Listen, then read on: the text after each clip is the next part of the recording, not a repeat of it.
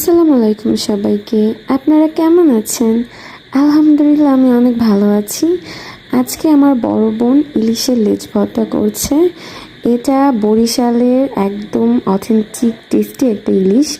এটা খেতে কিন্তু অনেক বেশি মজা ছিল। আমার কিন্তু বড় বড় ইলিশ মাছের লেজ ভর্তা খেতে অনেক পছন্দ। জানি না কার কেমন লাগে, কিন্তু পার্সোনালি আমার কাছে এটা অনেক বেশি ভালো লাগে। আমার ফ্যামিলির সবাই ভালো লাগে।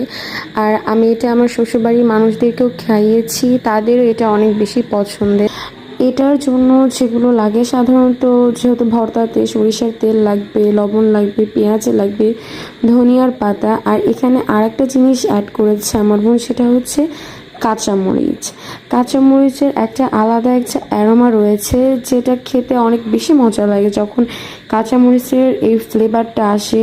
আসলে এটার টেস্ট আমার মনে হয় কয়েক গুণ বেড়ে যায়। কোরবানি ঈদের